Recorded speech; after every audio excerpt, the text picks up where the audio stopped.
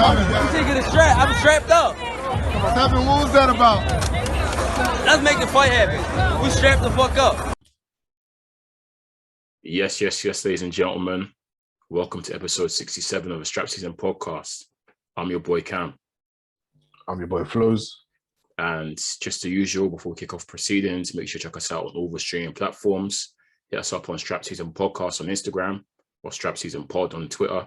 There's a link in the bios, and that takes you to all of our links where we are on the audio platforms. And if visuals are more your steez as well, check us out on the YouTube channel as well. That's there as well.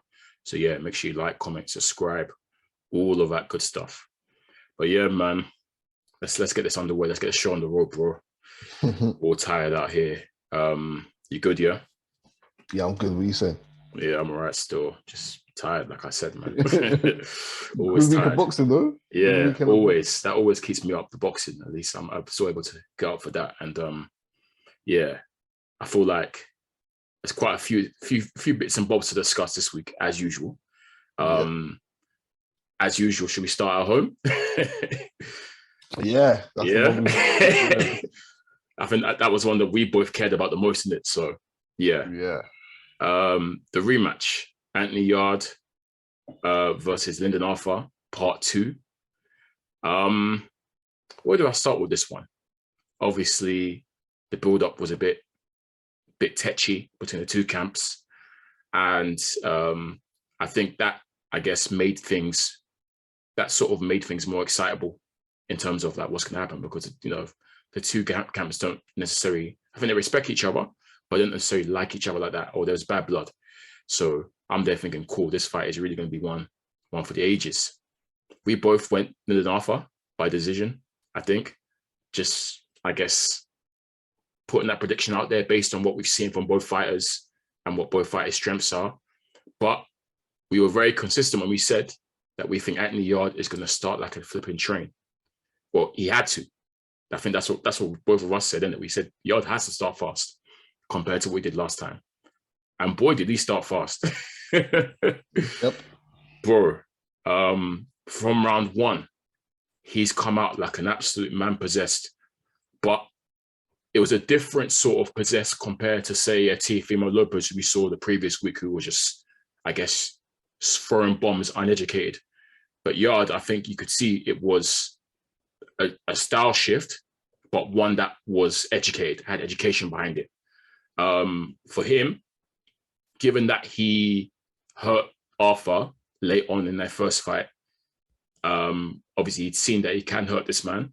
And that 12th round was, I guess, a snapshot of what we're used to seeing from Anthony Yarde. That's what we get from him. He's a bit of a colossus, once he hurts you, he pounces on you and really, really attacks you. Yarde had been saying for a long time, that first fight wasn't him. He wasn't mentally there. Obviously, he's gone through a lot of losses during the COVID situation and whatnot. He lost a couple of family members. And yeah, he said his head wasn't in the fight. And this fight we'll see different, that we're going to see the real him, the proper him. And yeah, he's going to do what he had to do. And from that first round, he stuck it on Arthur, didn't he? And I think we can both say he won that first round comfortably. He was all over him like a rash. He came out super aggressive, and it was controlled aggression. It weren't just, I want to get this guy out of here in round 1. He just decided, look, I'm going to dominate and let my hands go. I'm going to be on top of him. I ain't going to let the judges interpret it one way. Yeah, I'm just going to come out and try and dominate, and that's what he certainly done.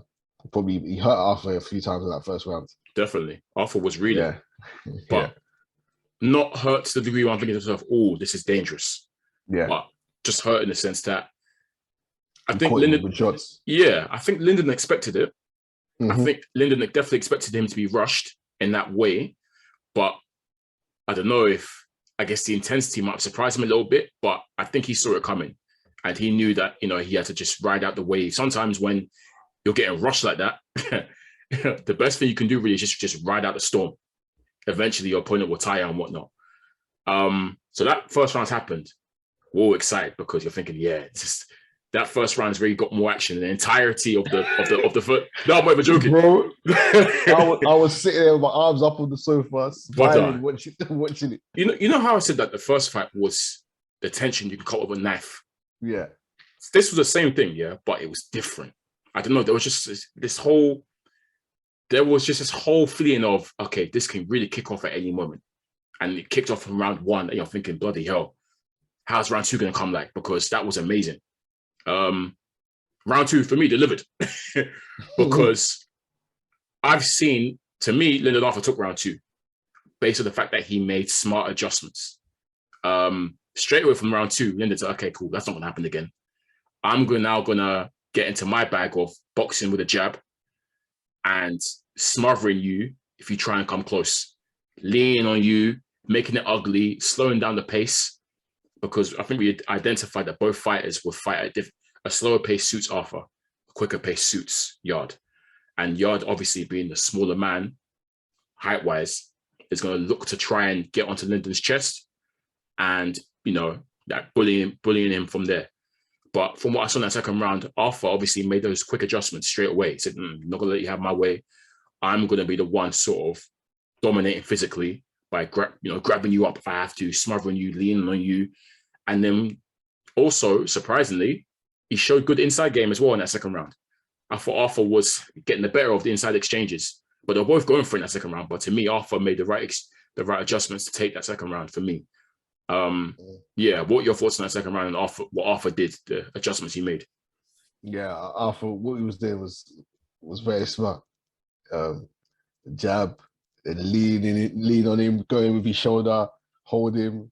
And I've said before, Arthur's inside game is good. Like I mentioned it last week, he can jab, but he can also fight on the inside. He throws sneaky uppercuts, sneaky shots to the body. He's good on the inside, which is something that helped him out in that second round, definitely, because he was able to jab, then get in, hold, lean, fight on the inside, throw a few shots in there. And it was smart boxing. He wasn't allowing Yarde to get off his work. Like you say, he was smothering him.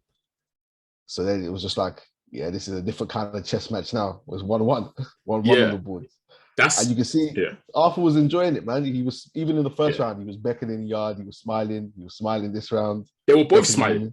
Yeah, they're always smiling. This is what we said, that these two could be brethren. Like, if it wasn't for obviously this fight that they had to go through twice, they definitely rate each other. They both definitely respect each other. I think similar backgrounds, obviously, but obviously one's Manchester, one's London, but you know what I mean? Sort of both come from that same cloth, I reckon. So yeah, you saw they were talking to each other. Arthur was talking to someone outside the ring. I think it was Steve Bunce he was talking to in that second round, halfway through that second round.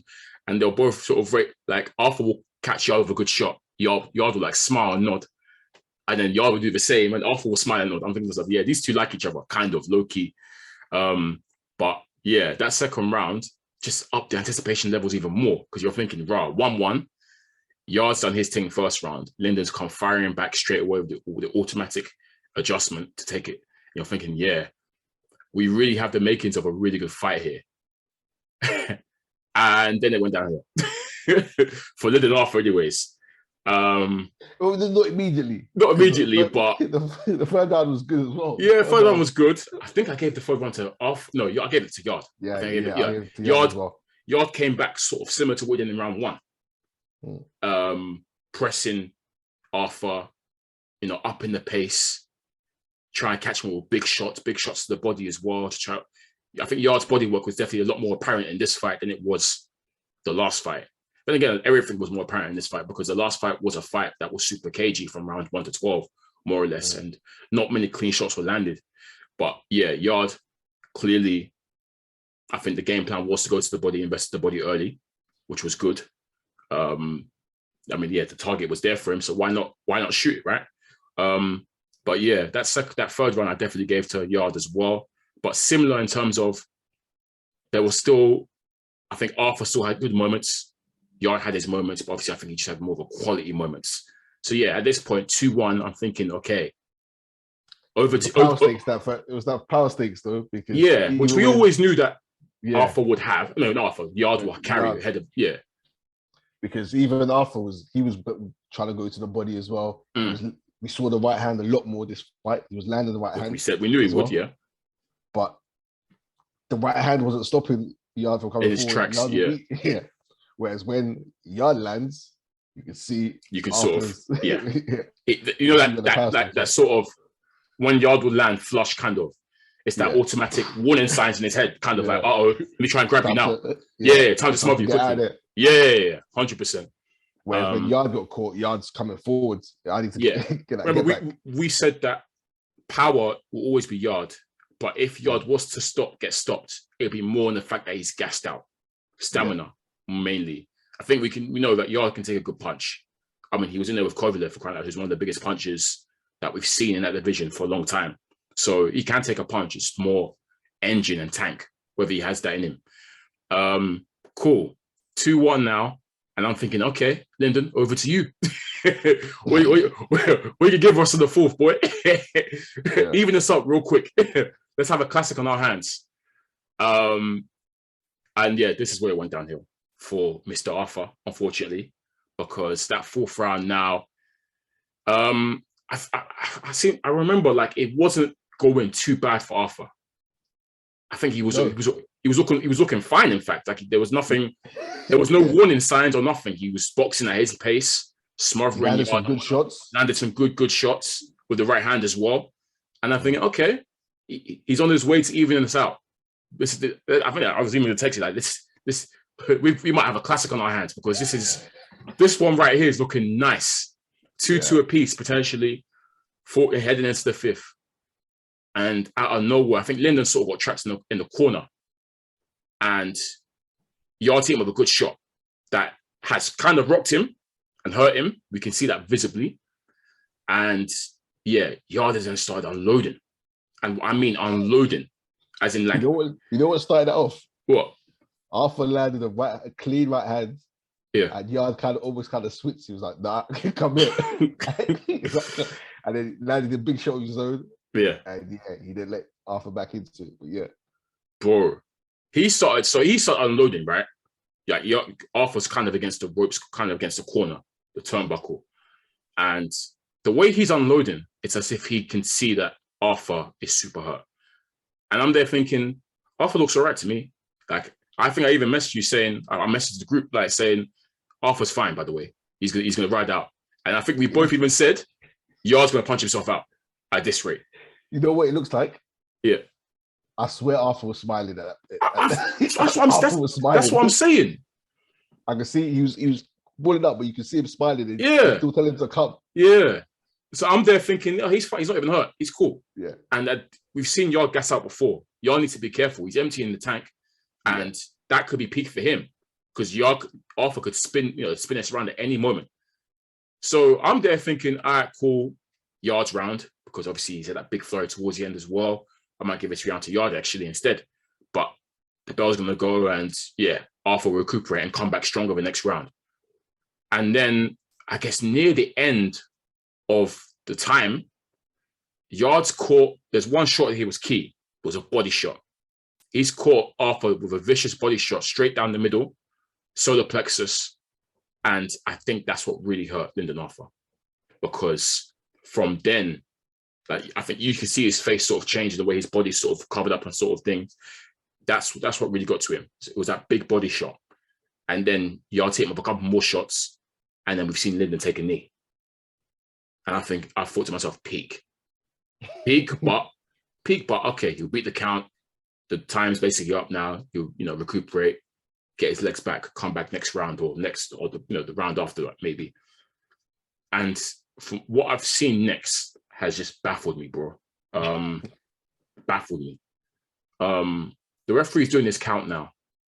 And we've seen Lyndon get up at 9. So he's made it to his feet at 9. The referee has then looked at him and waved off. And that was it. That's all she wrote. I don't think the ref looked. The ref's looking at him the whole way. The ref's looking at him in his eyes, isn't it? Like, he's looking at him the whole way as he gets up.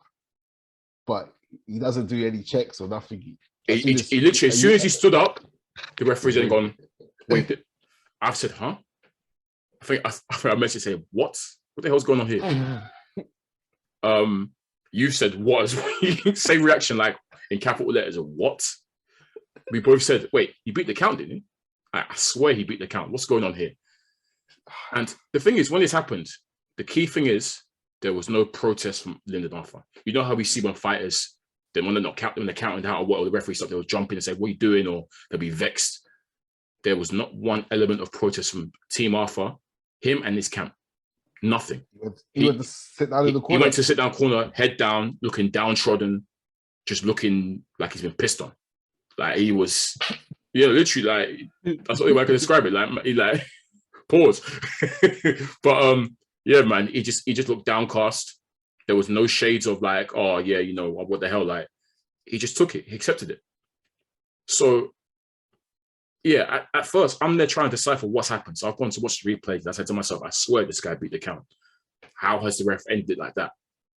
And then I've seen that obviously he's got up at 9, and then the refs obviously waved it off. I can only say, the only fear I can say is the refs looked at Lyndon and just saw that his heart wasn't in it no more. I don't know, maybe, yeah. That's not. It was a KO. It was ruled a KO. It wasn't ruled a TKO. He didn't. The ref said he didn't beat the count. That's what he says. But he got up at 9. The ref said he didn't beat the count. That's why the ref stopped it. It was I guess it was 9, and he kind of like so it was like 9 and that's when he got up. Yeah. But the ref had it said 10. Well, it was 9. He got up. I guess the action of him getting up was the 10.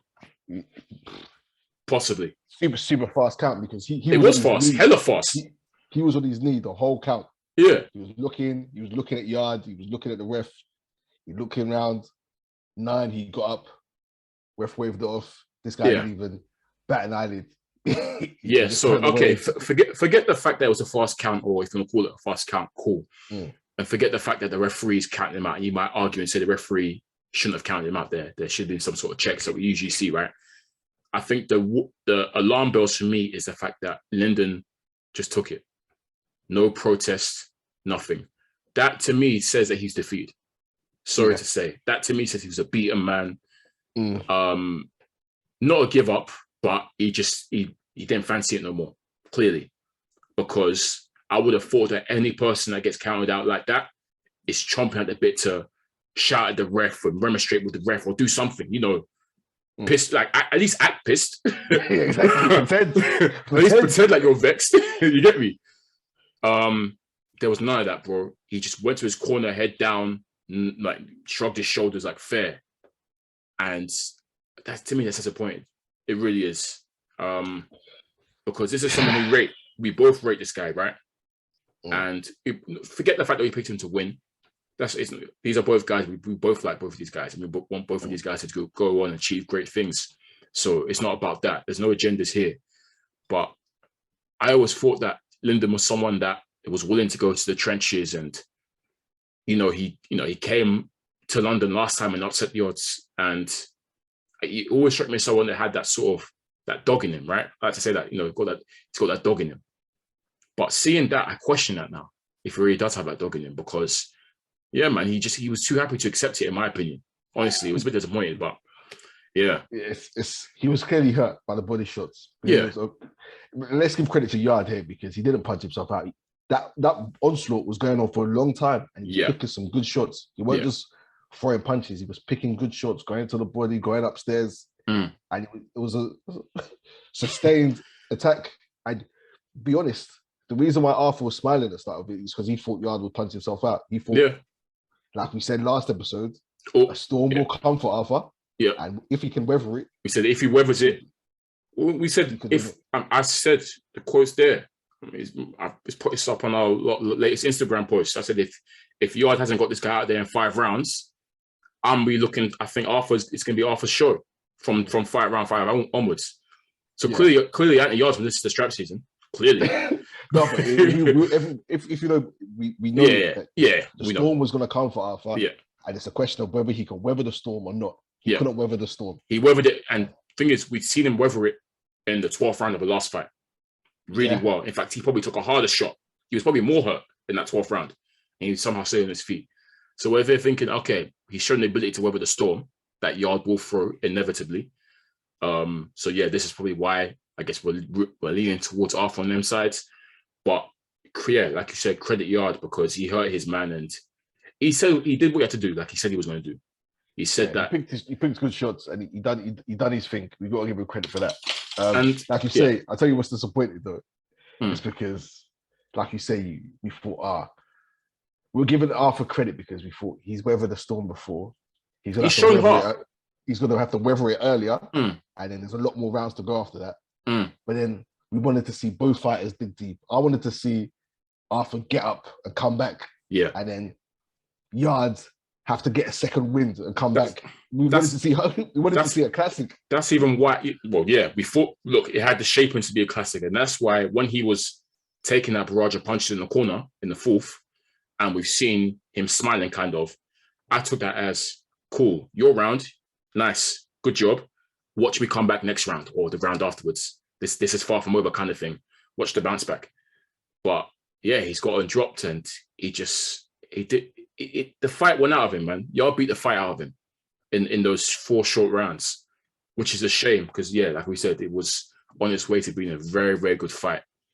And I can't lie, bro. I need to see them run it back. It's 1-1. I need to see the. Yeah, I want to see them run it back. I can't lie because I was unsatisfied. I was so unsatisfied after the conclusion of that fight. I feel like I've been robbed of a classic spectacle. I'm not joking. And you know what? I felt some type of way about the stoppage because I was mad at the stoppage. Yeah. But it's hard to be mad at the stoppage when the guy accepts it. Arthur, and he just accepts it. Bro. So if Arthur protested, I was like, yeah. I was like, yeah, no, I ran it back because what happened there? But the fact that he just took it is like, I can't even say it's a bad stoppage. It's not. But it looks like my man the ref done the right thing because Arthur went and sat down. Yeah. As soon as he went and sat down and he got the hell out of that ring. Bro, he was smiling. he was shopping up with Yarde and Tunde afterwards, smiling. Left the ring, smiling. Like, bro, yeah. Yeah. But I'll tell you what was good to see. The mutual respect between both camps. That's always good to see. And we've said these guys, there's no real beef there. They're just opposite ends of the spectrum, opposite ends of the ring. But really and truly, they respect each other. They probably get on, they like each other. I guess the beef was between more Tunde and Pat Barrett. But but even that you saw, they were chopping up big time. Tunde's come out afterwards and said that Pat Barrett made him raise his game as a trainer. So he's someone, he said he rates Pat Barrett highly because he said that, after Pat threatened to punch him in his face, he went and apparently he did like loads of studies on previous trainers and stuff. Let's talk about, I guess, Yarde's performance because he was right. It was a completely different performance to what we saw in the first fight. He did what he had to do, and we saw, I guess, more of the old Anthony Yarde, if you want to call it old, right? I think we spoke about how we want to see him how his corner setup will be like. Obviously, added in James Cook, who is a boxing person. And I think it's fair to say that maybe it's clearly, in fact, it's paid dividends because, we saw, I guess, a smarter fight from Yarde. He didn't try and outbox or box with Lyndon this time. He stuck to his guns and stuck to what he knew and knew what his strengths were. Aggressive from early, the body work from early, good as well, paid dividends. And I liked how we saw post-fight, Yarde was very quick to big up James Cook. I don't know if you caught the post-fight interview comments at the ringside, but yeah, he was quick to big up and say, that Cook has come in and changed everything and made it better for him. So I guess we were right. We said that Yarde needed a boxing person in there to, train with Tunde, and we can see it's clearly worked. So yeah, shout out to him for making that choice and that decision to add that person to his camp. That loss might have been the best thing to happen to Yarde. It might have been the best thing because it was killing me. People was like saying that first fight, he was going back to the corner saying he has no clue how to get past the jab. Yeah. And the advice he was getting was lines in the camp. Obviously, that's why people be gassing or whatever, but it's funny. But this time, we didn't even see too much corner work as such, but we could see the difference in Yarde in terms of, like you say, intelligent aggression, picking his shots well. Yeah, that was clear to see because we were worried he was going to punch himself out. And it was, like I say, it was a sustained attack and he didn't punch himself out. I felt like even if he didn't get him out of there, he would have still been able to go the next round based on how his post-fight interview was. He seemed relaxed, he seemed comfy.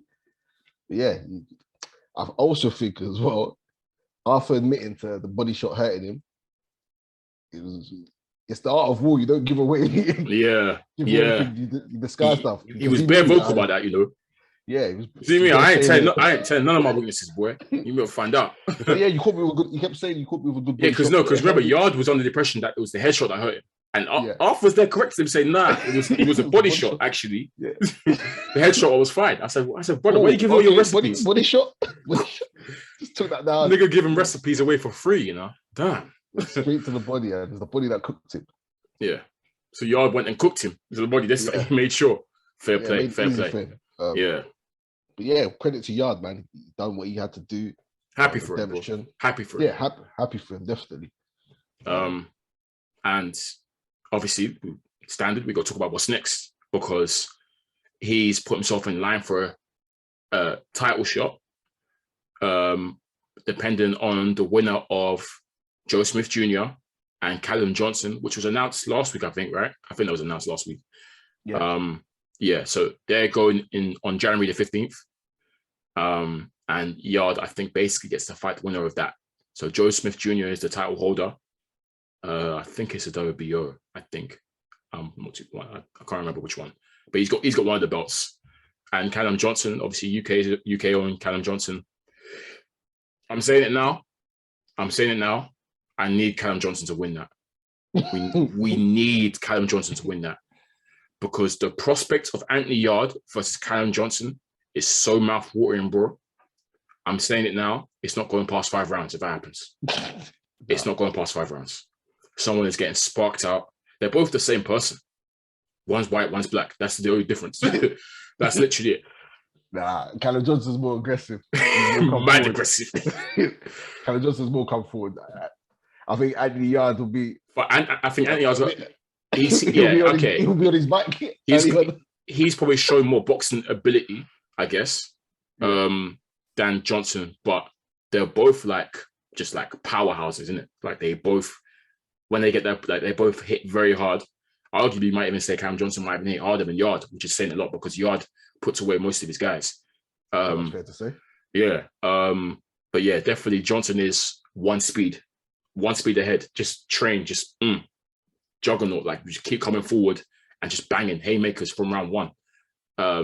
So yeah, I'm anticipating I think he should win. I'm gonna go with Cam Johnson on that one. Joe Smith Jr. is cool. He's cool, but yeah, I rate Cam Johnson. But yeah, him versus Yarde will be a spectacle, man. Wonderful spectacle. So I need that to happen. And obviously that's 2 UK guys, and we did say that the UK will 100% have a world heavyweight light heavy champion. Not world heavyweight, world light heavyweight champion soon, because obviously this domestic crop, like we've said, is brazy.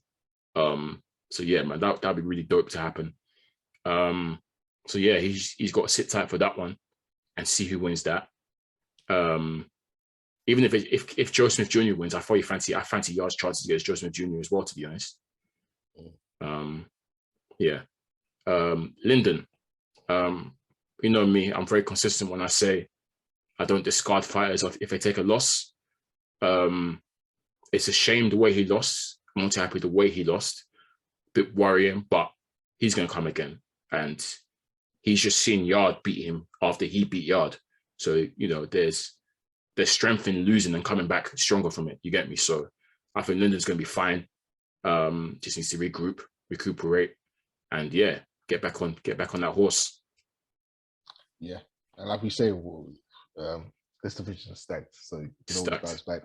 We've seen Yarde take a loss. We've seen Shaka Pettis take a loss. Craig Richards took a lot. Yep. It's always Callum Johnson's taken losses. Yep. Yeah, you can take a loss and bounce back. There's still options. There's still avenues to get back into the mix. Facts. Yeah, it's Yeah, there's no need for him to panic or worry. He's not finished by any means. At all. He'll be back. He'll be back.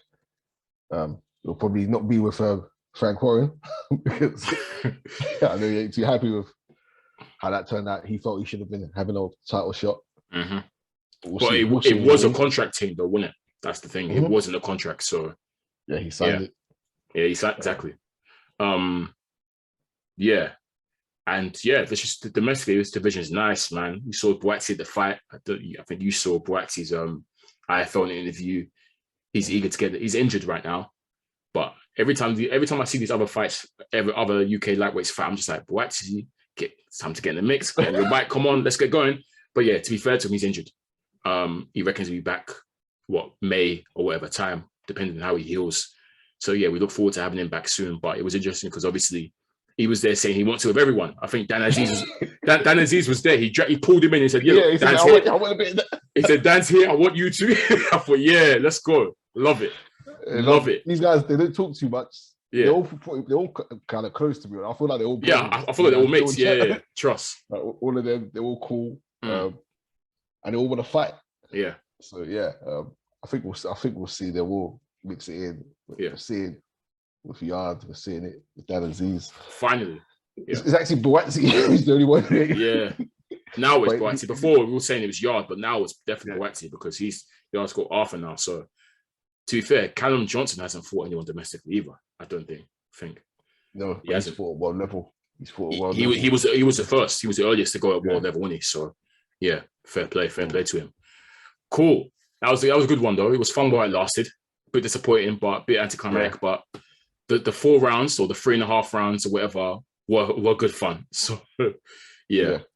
And let's give ourselves some credit as well because we did say if Yarde's gonna do it early, do it fast and early. Yeah. So yeah. And we said it could go either way. So the listeners should know how it goes now, man. They know what we're on. Where to next? Oh, so it's got to be America, bro. Straight to America. We've seen how many fights? 2 fights this weekend over in America. 1 on Saturday, 1 on Sunday. We'll start with Saturday's fight. Both of these fights, we're going to talk about at 135, the lightweight division, stacked division as we know. But we're starting with Devin Haney. Fresh off CNT, a female get upset a week before. He's gone and defended his title against Jojo Diaz. Yeah, man. Tell me, what are your thoughts on this one? Devin Haney's got the W, the UD. I think that was both of our predictions. What make you of Devin Haney's performance? I said this before. David, he's arguably maybe the most skilled, but man, let me just say he's boring. And it's not even that he's boring. The thing is, we see exciting KOs with Teofimo, exciting fights with Ryan Garcia, exciting fights with Tank. His fights, even Loma, he washes them and he don't stop them, kind of thing. Yeah. So people, all eyes on this. It's a lightweight division at the minute in terms of shining stars, and Devin Haney needs to shine. Can't just be boxing because people started booing it immediately in the first round. Remember? Yeah, because they weren't doing much. People started booing, and he's a great boxer, but then he needs a star factor for people to start picking him as the one. Boxing heads will pick him as the one. Yeah, but in terms of he's great performance, done what he had to do. He done what he had to do. He's actually aggressive as well. But he's trying to, because he himself knows he's trying to, I guess, get guys out of there. You can tell this power thing and stopping his opponents is really rattling him. Because you know when he fought Linares, and I think post-fight in the changing rooms, the first thing he asked Linares was, "How's my power compared to Loma?" Do you remember? That's the first thing he said. That's how he sounded. That's the first thing he said to Linares. Rate my power, but compared to Loma, right? That's why I know this guy's rattled, because everyone calls him pillow-fisted. Yeah. But when you watch Saturday, it's hard not to call him pillow-fisted. I'm sorry, because he's now if he wanted to, Devin Haney could box in a way where he doesn't get touched, hit and not get hit, Floyd style, and wash these guys fully. Saturday, you saw him being more aggressive, staying in the pocket a bit more, engaging, getting into a bit of a slugfest at times. He didn't have to do that. But I think he was doing that purely, one, to entertain, and two, to try and wobble his opponent and maybe finish his opponent if the opportunity presents himself. He didn't wobble Jojo Diaz once. And he was sitting down, he was trying to throw as big haymakers as he could. And there were quality shots. He won rightfully by UD, which to me was right. He did win the majority of the rounds. Jojo Diaz, to me, looked good. I actually thought Jojo Diaz was pretty good. Surprised me, actually. Well, not surprised me, actually. I said that before I rated Jojo. I've said he's good. I said I rate him as a boxer. He comes to fight, and he's not really a slugger. You think he's a slugger, but he's actually a clever, smarter boxer than you think. And he's got really, Tevin Farmer was nuts. You said Tevin Farmer is probably one of the best boxers out there, right? Yeah. Shame that killed Tevin Farmer's whole hype, man. Like ended his career, damn near. Has he even fought? I don't think he's fought since then, though. But anyways, damn. They fought once. He had the draw. Oh, was it? He drew. Was it? Oh, yeah. He drew after that. Yeah. Well, not recently. Maybe last year. He hasn't fought since then. Yeah, he hasn't fought since. I don't even think he's fought since 2019, bro. But yeah, we digress. Yeah, Jojo Diaz to me was good performance, and there were portions where he was looking to time Tevin pretty early on. Actually, he's got decent counter punching ability to Jojo Diaz, and yeah, he was looking to bang to the body as well. I guess to slow him down, etc. But obviously, we know that the class was Devin, and Devin will always, be the class in there. But I could see Devin trying to sit down his punches and trying to hit my man with big bombs. And Jojo was just walking through it. It did not put a dent in this man whatsoever. And I think Devin, he was resigned to the fact that he knew early on that he's not going to be able to stop this man. So he's just got to, make it as exciting as possible, sometimes slug in portions. But I don't know. I feel bad for critiquing because, as you said, he did what he had to do. He won the majority of the rounds. But I'm watching that and I'm just not feeling inspired. It's really weird. Like, I don't know if you know what I mean, but I'm just not feeling it. I don't know what the disconnect is. Like, I've seen Kambosos do what he did the previous week. Yeah. And to me, that was inspiring. Maybe it's because he was a big underdog, I don't know, but I've seen him go toe-to-toe with my man, hurt Teofimo a couple of times and whatnot, drop him. There's just something missing with his Haney performance. I don't know what it is, man. It's just saying because this kid is amazing. He's an amazing boxer. Yeah. 100%. Like, what more do I want? It's like people say to me, "What more do you want?" Well, knockouts. There's always what I mean. At least wobble my man. Yeah, people. To be fair, he's got some good knockouts in the past, but that was against cannon fodder. Yeah, I mean, as you're moving up in the levels, you want to start seeing dominant. We're seeing him win convincingly, pretty much, but we want to start seeing. Like making noise, getting the crowd up on their feet, kind of thing. Yeah, and it wasn't that.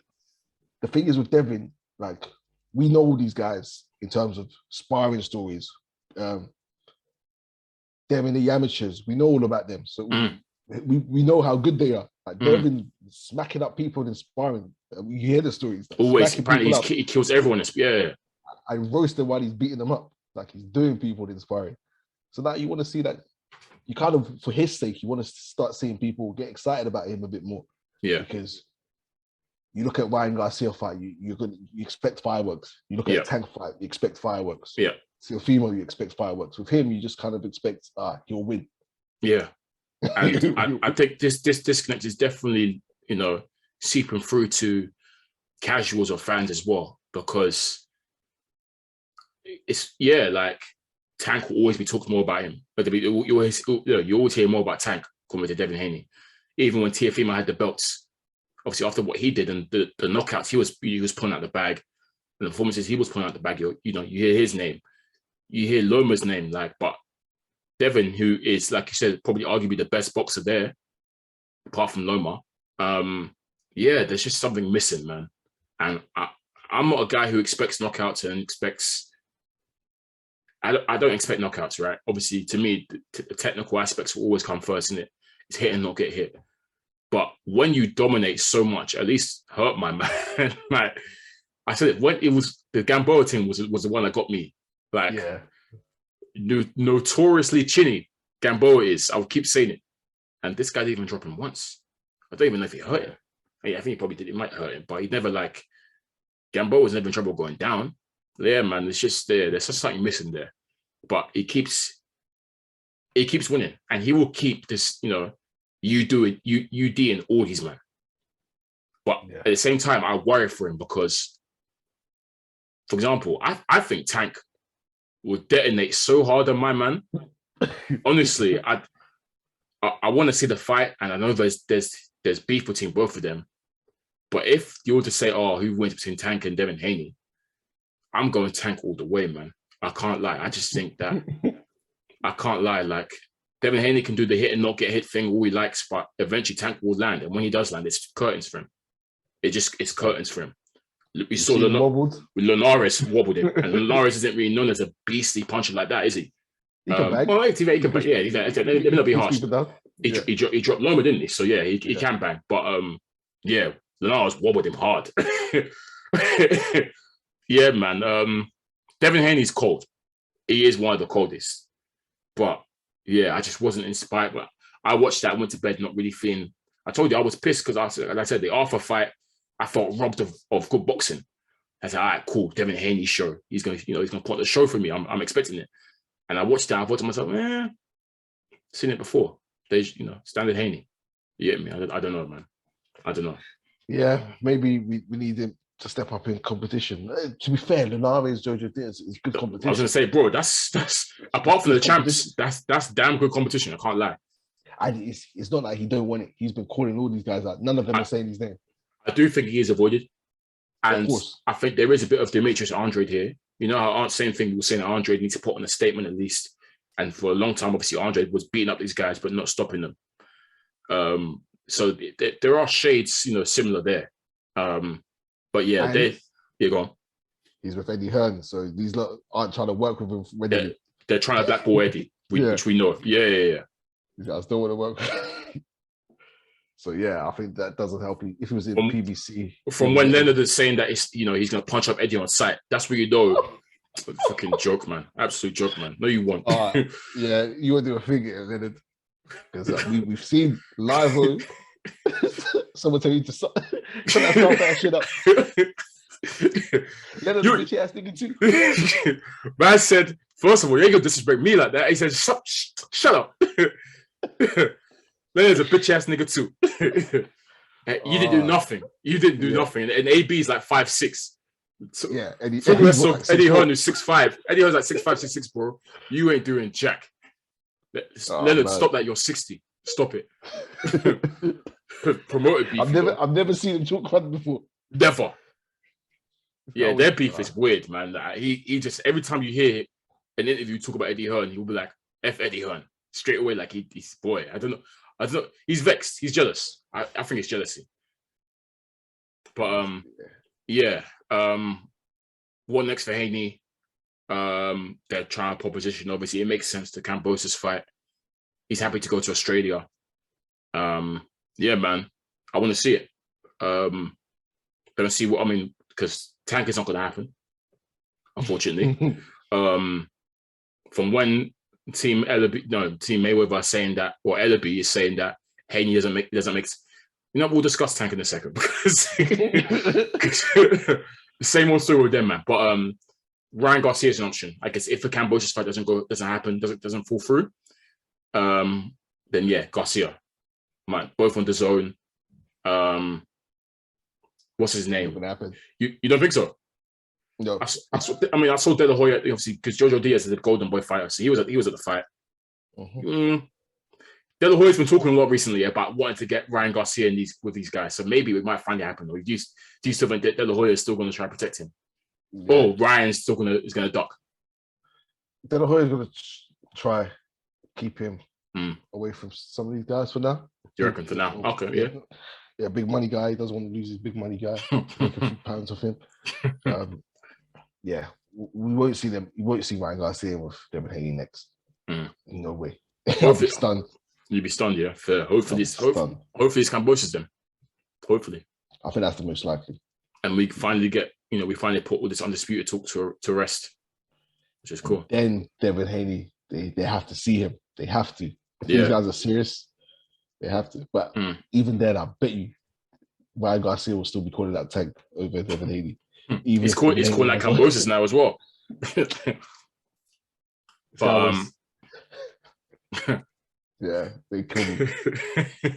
I know what you're gonna say. I know what you're gonna say as well. I know what you're gonna say, but right. Man.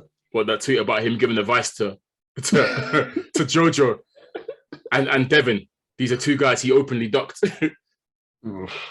Yeah. Without fights, we didn't even agree a fight with Devin Haney. This guy was his mandatory, and he was saying, "Who do you want to see me fight next?"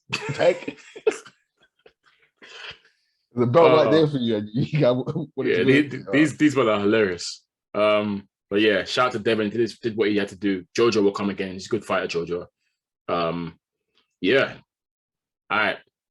Speaking of Tank, because we've mentioned him a couple of times, he also fought on the weekend on a Sunday. Bit of an odd day, but I'm guessing they didn't want to clash with these lots card, I guess. That's what Mayweather keeps doing for Tank now. He keeps doing the pay-per-views on Sunday for him, doesn't he? You know why? To maximize, purely to avoid any other competition and whatnot. So then they can keep on saying that Tank is the biggest draw, etc., etc., etc. To keep the gate receipts high. But yeah, Tank fought Isaac Cruz. I didn't stay up to watch this. Obviously, Sunday, work the next day, the myth. But so I've woke up this morning for work and obviously pre my phone, first thing you do. And I'm seeing a message from you telling me, apparently this fight with this kid who fought Tank really pushed him all the way. Super close fight. And that's what I was hearing, bro. Yeah.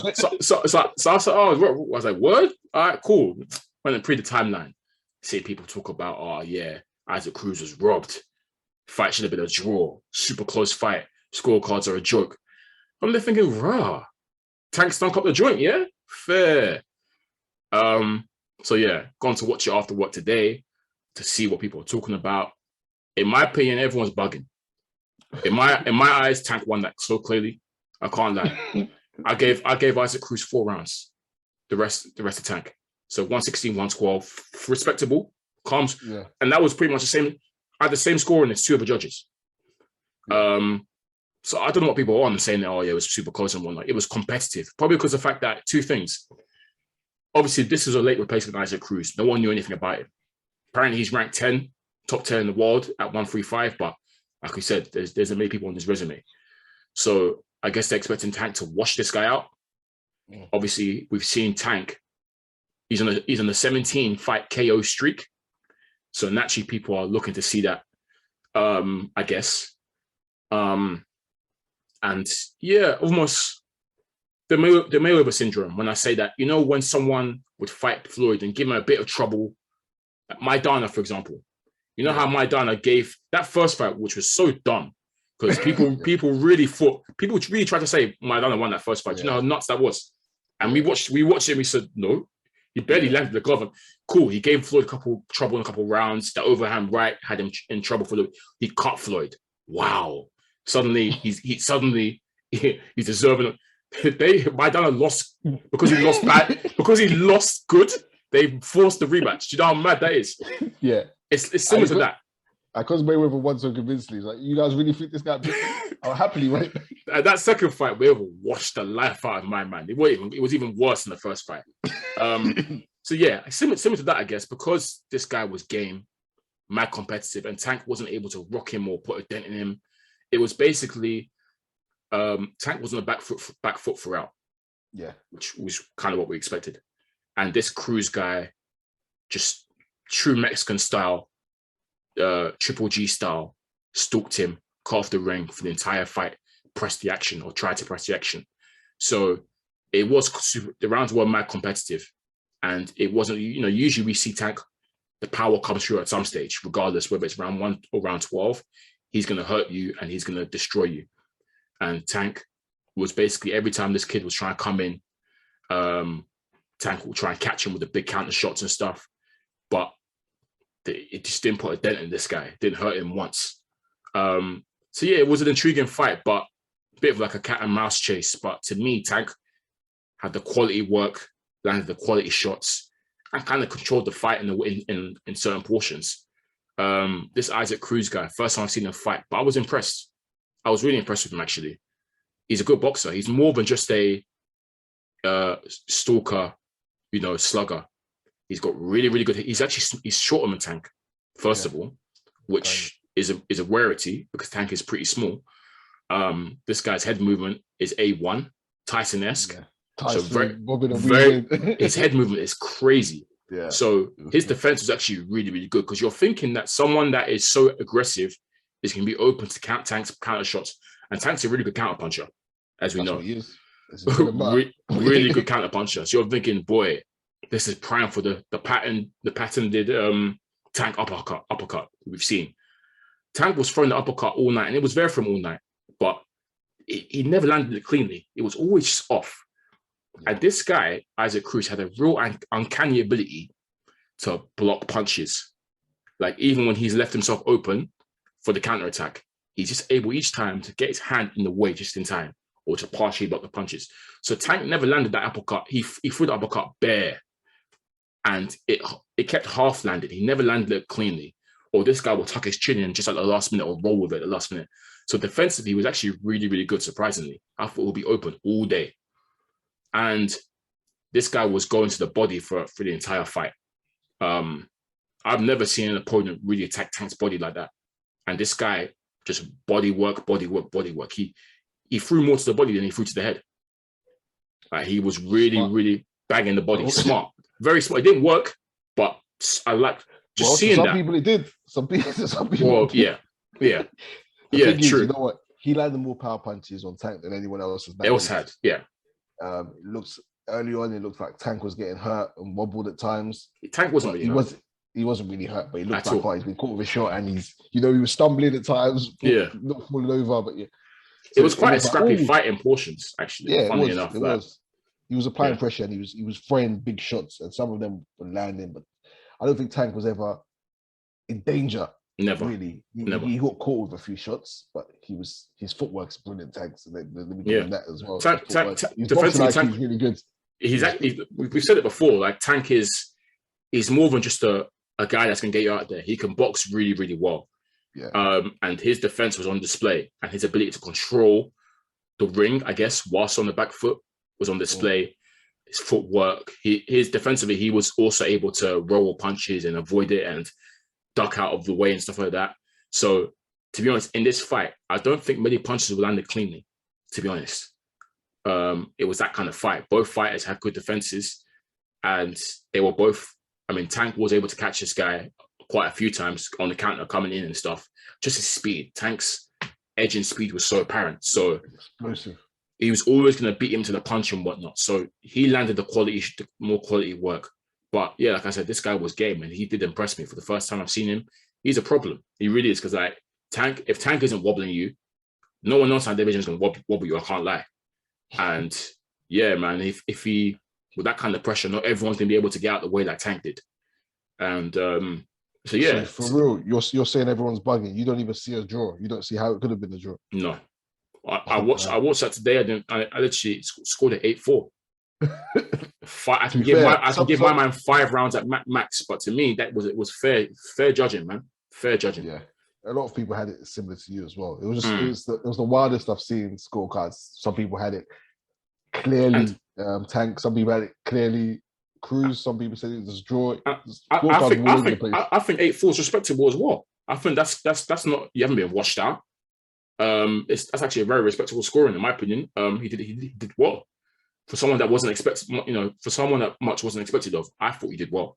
So yeah, I don't agree with all this. Like, it was a draw and stuff. Yes, it was competitive. Because it was competitive, you saw someone push Tank and get on him. Really, maybe that's why you're thinking, oh yeah, it was closer than we thought it was. But to me, nah, Tank clearly took that. Tank actually hurt his hand in the 6th round. His left hand, I think. And in the final round, because his hand was like hurting so badly, he only threw jabs in the final round to protect his hand, and he won the round. It was it was amazing. He jabbed my man's face. He jabbed my man's face off in that 12th and final round, and he wasn't touched. It was brilliant work. yeah, man, I just feel like Tank got that. But I want to see Isaac Cruz again, man. I think he's good. He did impress me a lot. I've done a bit of watching of him before. Yeah. Before this fight, and I was like, this guy, he can fight. Yeah, no, he's good. He's a better boxer than I thought he was as well. Like, yeah, man, it was one of them ones. It was competitive.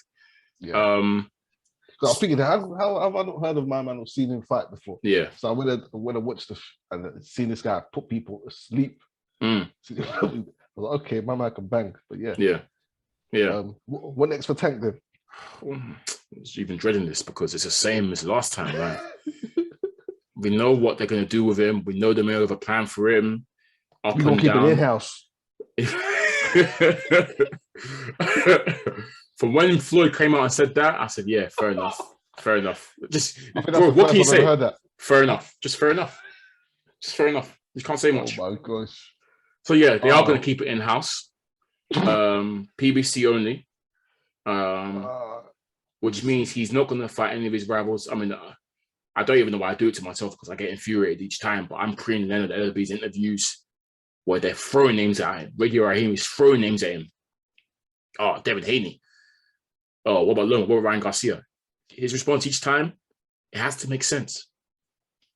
Each time it has to make sense. So I'm tired of their bull. Honestly, I'm tired of it. We know what they're doing. They will say, oh, these guys don't deserve to fight Tank. It doesn't make sense. We'll be overpaying them. They don't have the right profile, etc., etc., etc. So tell me, what does Rolly Romero have? We'll talk about profiles. What does he bring to the table? How does that make sense? How does Mario Barrios make sense? Like, they contradict themselves all the time. The belt. But a regular, okay, these lot have the real belts. But nah, it doesn't make sense. Devin Haney doesn't make sense, apparently, according to LB. Apparently, when it makes sense, it will happen. AKA when they're finished or when they're struggling, that's when it will happen. So yeah, we're not going to see Tank against any of these guys. It sucks. And I don't think Tank cares. I mean, Jim Gray asked him afterwards. Oh, he said, George Kambosos, Devin Haney, Lomachenko, Ryan Garcia. This guy said, oh, Tank goes, they're all easy work. They're all easy work for me. And he walked off. So yeah, Tank doesn't care. He's making his money. He doesn't give a damn. Well, he can fight Prograis. Prograis in-house. Never going to happen. Never going to flip and happen. I'll see that. If I would love to see that. And I could, boy, that would be a tough one to even call. I might go Prograis on that one, but boy. Yeah, never going to happen. What was Prograis' tweet? They called it. That's an I'll beat this little ass. That's an I'll beat this little ass. Oh, right now I don't know who's. We said AB's still there. Bloody hell. Other than that, I don't know who they're gonna fight. Yeah, Mikey Garcia lost, so that's not happening. Yeah, these PBC guys only fight each other, man. Like I said, it will be another round. I highlighted it. His last 8 opponents have been having Latinos. They'll pull up another random Mexican or Nicaraguan or El Salvadorian or something. They'll pull another one of them out, and yeah, there you go. Probably Romero next. Yeah, we'll go back to Rolly. They did say once all this dies down, they could reconsider it. So yeah, I mean, Rolly, I don't think you see he's always at the fights and stuff. So I don't think anything's happened to him. No charges have been pressed on nothing. So yeah, they'll go back to Rolly. Yeah, same old story, man, with male promotions and Tank.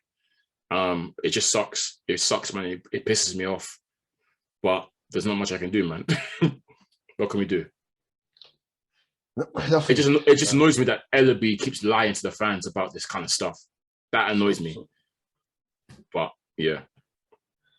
Shout out to Tank, man. Shout out to Tank. Cool. Yeah. All right. Let's quickly go through Wagwan for this upcoming weekend of boxing. More fights coming thick and fast. We'll start over here at home. We have Katie Taylor. She's putting all her belts on the line against an opponent. Let me get her name, actually. Let me do some justice.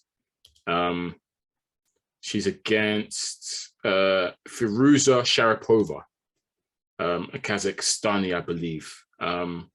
Yeah, just Katie Taylor. She's put all the belts on the line. I can really jump out and say that's probably going to be a cracker.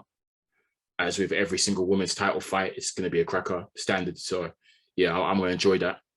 But on the undercard, the Conor Benn show is back. You know me, I've always got some time for Conor Benn. Unfortunately, it's not against a Latino opponent, though. It's against Chris Algieri. If you remember him, obviously, he's been around the block, Algieri. He's about 37 now. He fought Amir Khan. He fought Spence. He's another one that I've been seeing sitting up there doing commentary. So yeah, for time. He's a nutritionist as well. He helps other fighters train as well. That I'm actually surprised to see. I thought he'd retired. Me too. I thought he was done, but yeah, he's back in the ring, and it's a name, but I'm not expecting much resistance from him. I can't lie. He's always been a good boxer, Algieri, but he's pillar fisted. He doesn't hit hard at all. Yeah, I expect Ben to wash him, to be honest. So yeah, not much I can say, to be honest, because yeah, he's not really a live opponent like that. And you know the names Ben's been calling out, he's far below those names. Yeah, I mean, well, he's called out Porter. That's never going to happen now. Porter's gone. Khan and Brook won't fight Ben. So I guess he's just got to take what he's got to take, innit? And he's got to keep doing. Ben's got to keep doing what he's been doing and just keep winning. Keep winning well, and eventually you might get a big shot against. He doesn't want a big shot. He says he does. You say he doesn't. Who does he want a big shot against? He should fight Venetian. I've said it. He should fight Venetian. Okay, that's not a big shot. He doesn't want a big shot. He should fight it. Venetian's this level. Venetians is a big opponent, and he keeps saying he wants to move to the next level.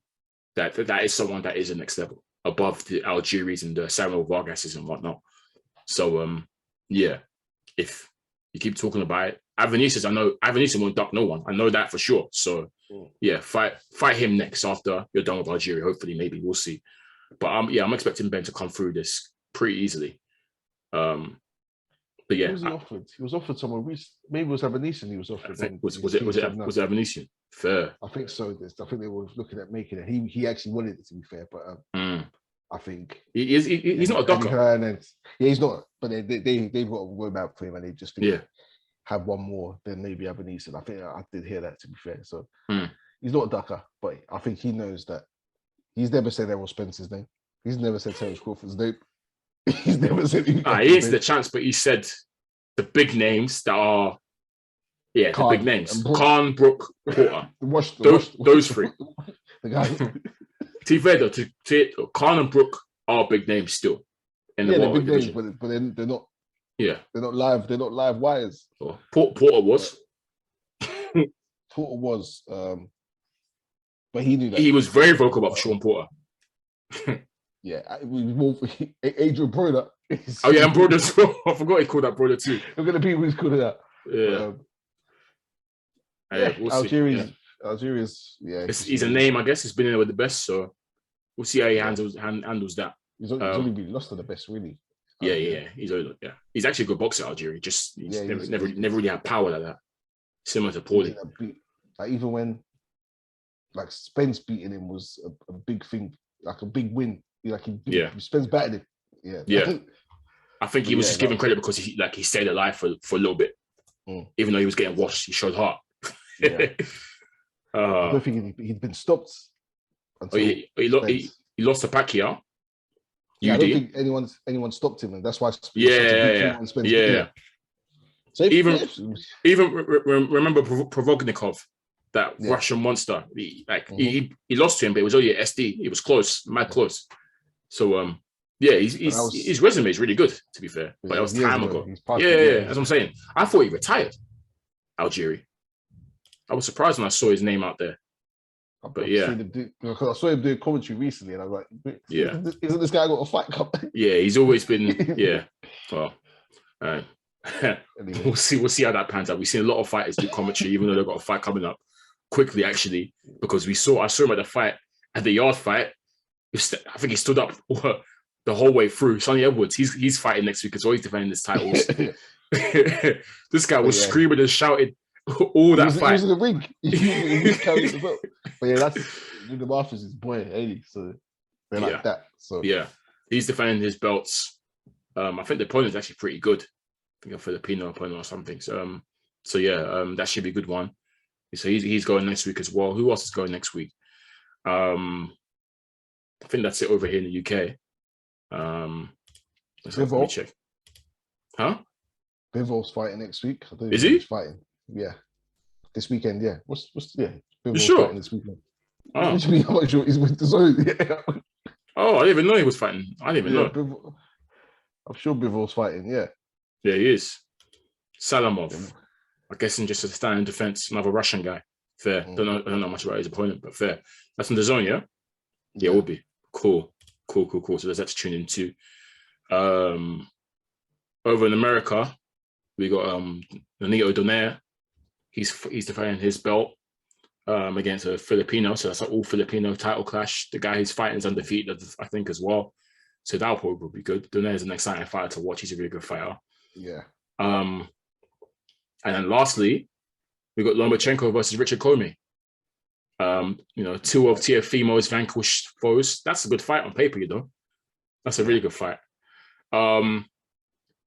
I fear for Commey though.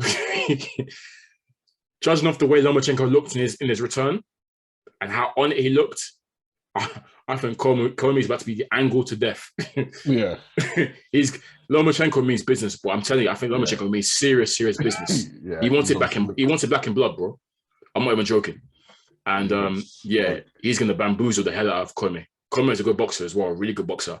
But I think Lomi is just on a mission to get his respect back. You get me? So I wouldn't be surprised if we see Commey could give up. It's that type of guy. Loma's that good. You could give up on it. I've done it. Cool. He's won. So I'm expecting a Loma victory on that one for sure. And then what next for him? I expect a victory as well. Yeah. What next for Loma? If we expect it, that's what running back with the Teofimo. No, Teofimo has come out and said he's not coming back to 135. He's gone up. He's confirmed it. Yeah. Damn. Live on that his next fight will be at 140. He's done with 135. Gone outside. Yeah, he has gone outside, unfortunately.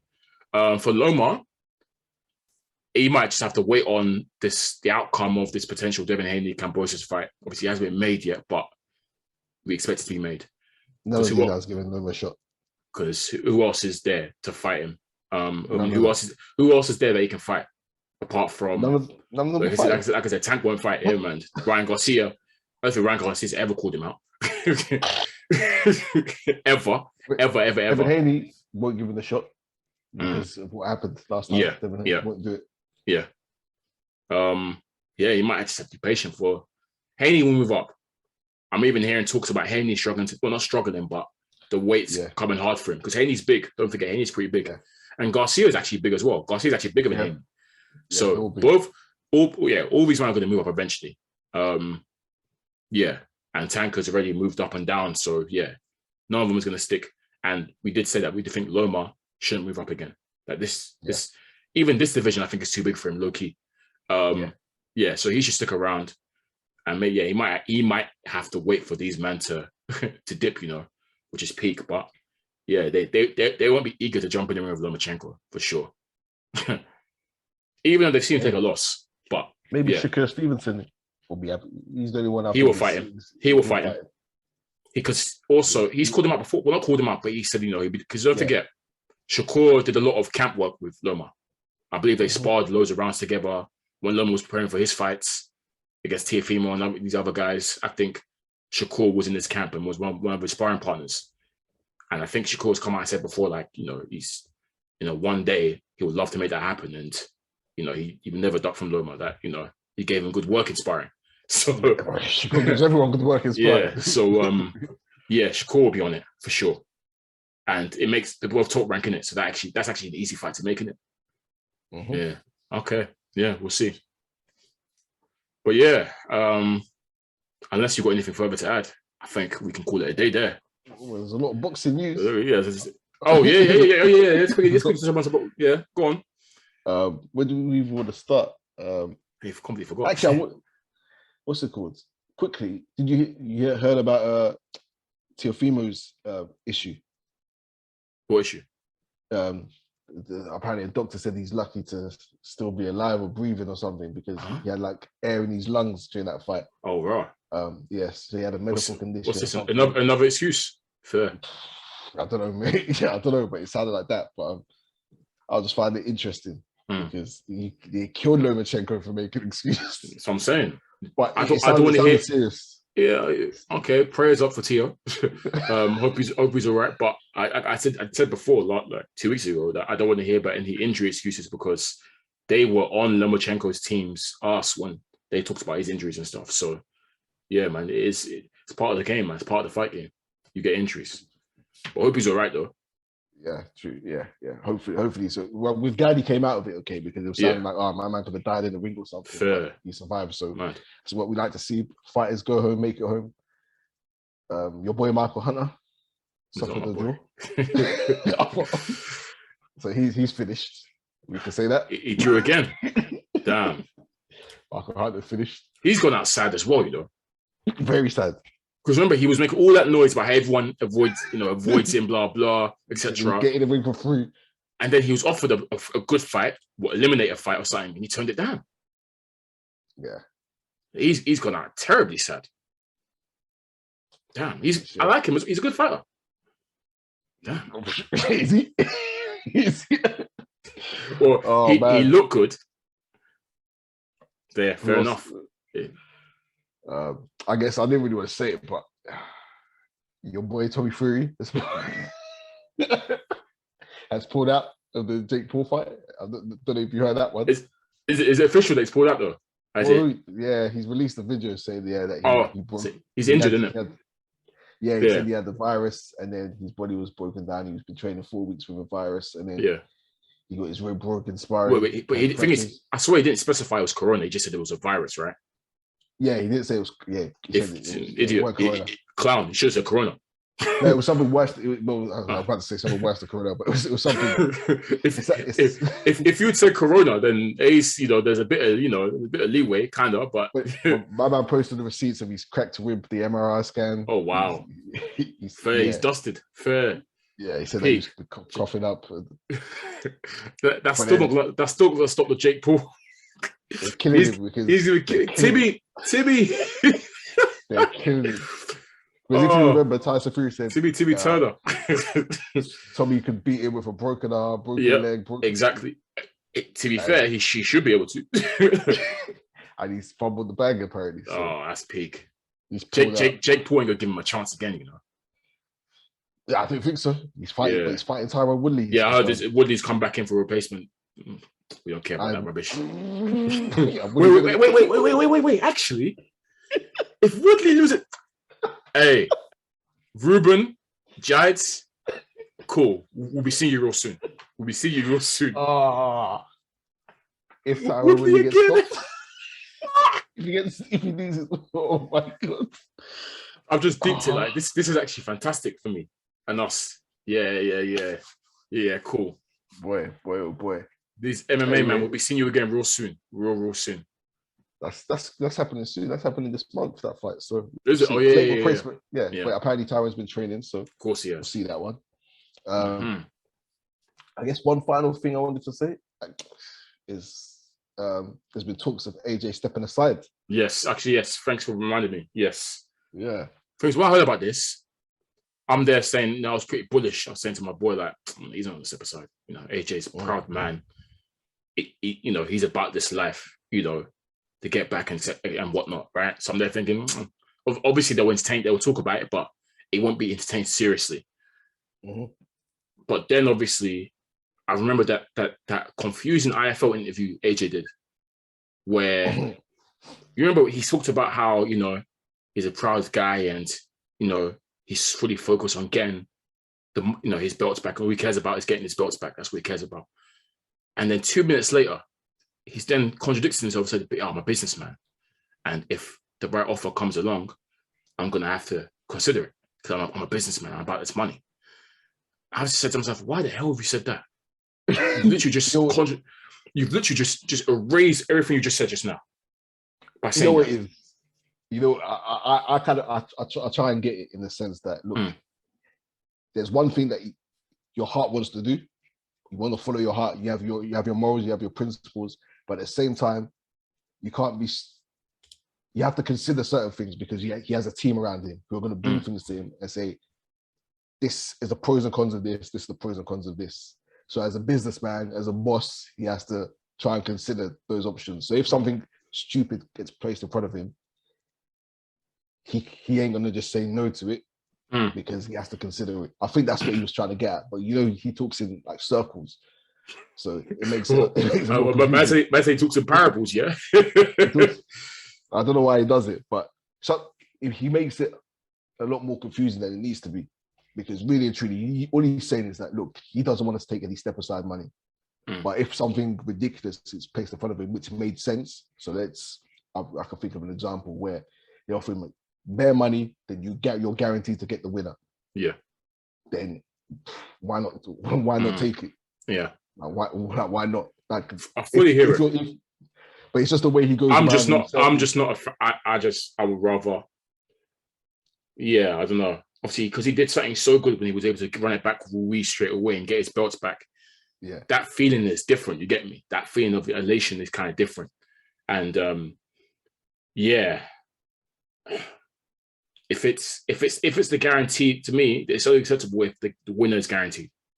Yeah, but that's the only way it makes it acceptable. Obviously, with boxing though, it's never always guaranteed with boxing, as we know. But yeah, off the back of that, I've started thinking that obviously he wouldn't entertain it, but then obviously, I've heard reports that obviously Fury side have offered a lot of money for the step aside, and Team AJ are seriously, considering it. Apparently, it's being backed by the Saudis. That money, money's being by the Saudis. Well, apparently, the money's serious. So, and if the Saudis are backing it, best believe the money's serious. Best believe. So, say what you will, because when you look at what Deontay Wilder, I'm thinking, why did my man take the step aside money? It made no sense.